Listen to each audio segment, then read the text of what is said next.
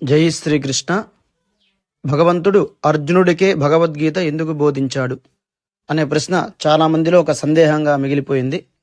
ఈరోజు దాని గురించి మనం తెలుసుకుందాం. Welcome to our channel. అర్జునుడు గొప్ప పండితుడు కాదు, అలాగని యోగి కాదు, ఋషి కూడా కాదు. యుద్ధం చేయడానికి వచ్చిన వీరుడు. అటువంటి యోధుడికి ఎందుకు బోధించాలనుకున్నాడు పరమాత్మ? ఎందరో మహర్షులున్నా సరే వారికి అందరికీ కూడా ఉపదేశించలేదు అన్న ప్రశ్నలు మనకి తట్టకపోవు. దానికి సమాధానం ఏమిటంటే, అర్జునుడు సామాన్యమైన వాడే. అతని యందు ఒక గొప్ప యోగ్యత ఉంది. అది అర్జునుడికి అసూయ లేకపోవడం. అతడు శ్రీకృష్ణుడికి శిష్యుడు, భక్తుడు, మిత్రుడు. ఇటిది ఋషులందు లేదు. కృష్ణుడు తన ఆధ్యాత్మిక గురువుగా అర్జునుడు భావించి కృష్ణుణ్ణి శరణాగతి పొందాడు. భగవానుడికి భక్తుడైతే తప్ప భగవద్గీత అర్థం కాదు. గీతార్థం తెలియాలంటే మరో మార్గం లేదు. అర్జునుడి మార్గమే మనకు అనుసరణీయం.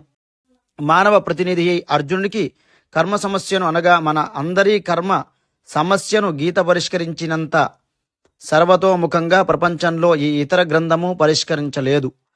భగవంతుని ఈ దివ్యవాణి అర్జుని వలన మనకు లభించింది కనుక మనము మహాపురుషునికి రుణపడి ఉండాలి. అందుకే వ్యాస మహర్షి నారాయణం నమస్కృత్య నరంచైవ నరోత్తమమని నారాయణుడితో పాటు నరుడికి కూడా నమస్కరించాలి అన్నాడు.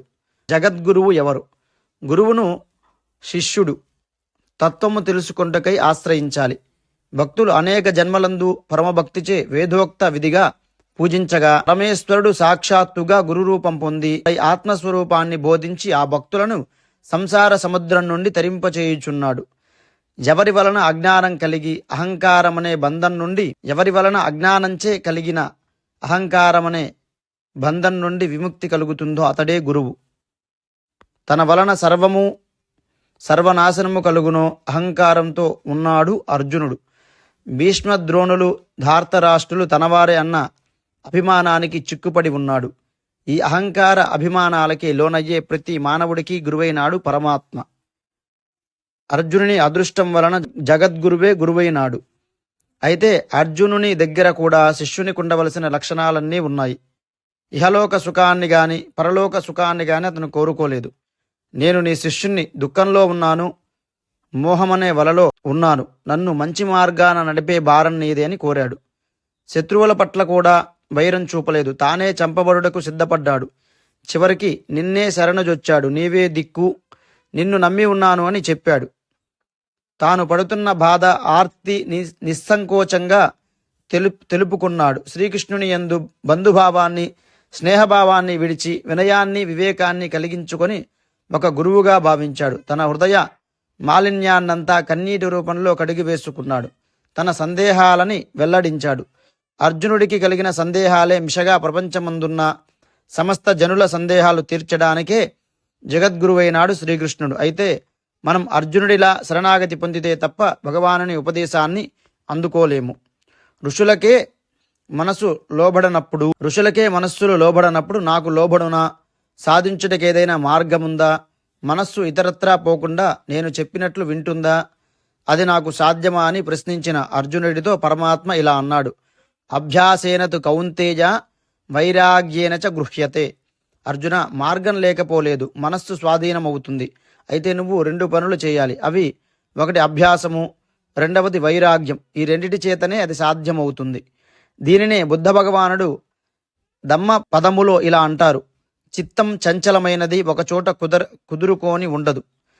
దానిని నిరోధించడానికి కఠినమైన కార్యం. అయితే వీటిని నిర్మించువాడు వెదురును తన ఇష్టమొచ్చినట్లు వంచుకొని రీతిలో బుద్ధిమంతుడు చిత్తమనే మనస్సుని తన ఇష్టం వచ్చినట్లు తిప్పుకొనును. దీనికో మంచి ఉదాహరణ రామకృష్ణ పరమహంస. గురువుతో ఆయన ప్రతిరోజు తన కమండలాన్ని శుభ్రంగా తోముకునేవాడు. ప్రతిరోజు ధ్యానం చేసేవాడు. ఆయన దీక్ష చూసి పరమహంస ఒకనాడు, అయ్యా, తమరు ఆత్మజ్ఞానము సంపాదించారు కదా, తమరెందుకు ప్రతిరోజు ధ్యానం విషయంలో ఇంత శ్రద్ధ చూపుతారు? ప్రతిరోజు మీరెలా ధ్యానం చేస్తారు అని గురువుగారిని ప్రశ్నించాడు. అప్పుడు ఆయన తన చేతిలోని కమండలాన్ని రామకృష్ణ పరమహంసకు చూపించి, నాయనా, ఇప్పుడు ఇది ఎలా మెరుస్తున్నదో చూసావా? ప్రతిరోజు దీన్ని తోముతున్నాను కాబట్టి ఇది ఇంత కాంతితో తలతలలాడుతూ ఉంది. ప్రతిరోజు తోమలేదనుకో ఏమవుతుంది? దీని కాంతి క్రమేపీ తగ్గిపోతుంది, తర్వాత తుప్పు పట్టిపోతుంది. మనస్సు విషయంలో కూడా ఇంతే. ప్రతిరోజు ధ్యానం చేయనిచో అది కూడా మలినమైపోవును అన్నాడు. ఈ యథార్థాన్ని సరిగ్గా గ్రహించిన రామకృష్ణుడు తన శిష్యులకు కూడా అభ్యాసం మానుకోవద్దని ఎప్పుడూ చెప్పేవారు. మన పూర్వులు ఈ నియమాలు మనస్సుని స్వాధీనపరుచుకొంటకే ఏర్పరిచినారు. రెండవ విషయం వైరాగ్యం. ఎప్పుడైతే కామిని కాంచనాల యందు వైరాగ్యం కుదురుతుందో అప్పుడే మనస్సు జయించినట్లవుతుంది. కృష్ణుడు భావనలో సన్యాసం. సన్యాసం అంటే ఇల్లు వాకిలి, భూమి, పుట్ర, భార్య, పిల్లలు, తల్లిదండ్రులు, అన్నదమ్ములు, అక్కా చెల్లెళ్ళు, ఆస్తిపాస్తులు అందరినీ అన్నిటినీ వదిలివేయమని కాదు. సన్యాసం అంటే ఇవన్నీ వదిలేయాలని భావించే వారి సంఖ్య ఎక్కువ. కానీ పరమాత్ముడు సన్యాసం అంటే ఇలా అర్థం చెప్పాడు. అనాశ్రిత కర్మఫలం కార్యం కర్మ కర్మ కరోతియ స సన్యాసి చ యోగీ చ న నిర్మాగ్ని నాచాక్రియ కామ్యానాం కర్మణాన్యాసం సన్యాసం కవయో విదుహు. అగ్నిని విడవడం, ఏ పని చేయకుండా ఊరికే కూర్చోవడం సన్యాసం కాదు. మరింక సన్యాసం అంటే ఏమిటి? ఫలితాన్ని ఆశ్రయించక కర్మలను చేయడమే సన్యాసం. కామ్యకర్మలను వదిలియడమే సన్యాసం. అంతేగాని భార్యాపిల్లల్ని వదలమని, చేస్తున్న ఉద్యోగాన్ని విడిచిపెట్టమని కృష్ణుడు చెప్పలేదు. కాషాయ బట్టలు కట్టుకోమని, అడవులకు వెళ్ళి కందమూలాలు తింటూ దండ కమండలాలు ధరించి తపస్సు చేయనక్కర్లేదన్నాడు. ఎక్కడున్నవాడు అక్కడే ఉండి ఏ పని చేసేవారు ఆ పని చేస్తూ, చేసే పనియందు కర్తవ్య భావాన్ని వదిలితే చాలు, కామ్య బుద్ధి విడితే చాలు అన్నాడు పరమాత్మ. ఈ సన్యాసాన్ని గృహంలో ఉండే సాధించవచ్చు. స్త్రీలు పురుషులు అందరూ దీన్ని ఆచరించవచ్చు. తర్కానికి అందనిది ఏది? మనం తోలుబొమ్మలాటలు చూస్తూ ఉంటాం. బొమ్మలాట ఆడించేవాడు శక్తి చేత కదా అవి మన ముందు చేతులు ముఖము తిప్పుతోంది. అటువంటప్పుడు ఆడించేవాడు జ్ఞానాన్ని, శక్తి సామర్థ్యాలని తలచకుండా ఈ బొమ్మల్ని ఆడుస్తున్నవాడు వెనక ఉన్నాడు అన్న జ్ఞానం లేకుండా బొమ్మలే ఆడుతున్నాయి అని తలంచడం ఎంత అజ్ఞానం. అలాగే మనిషి ఈశ్వరుని చేత నడిపించుతున్నాడు, కానీ నేనే నడుస్తున్నాను అహంకారంతో అనుకుంటాడు మనిషి.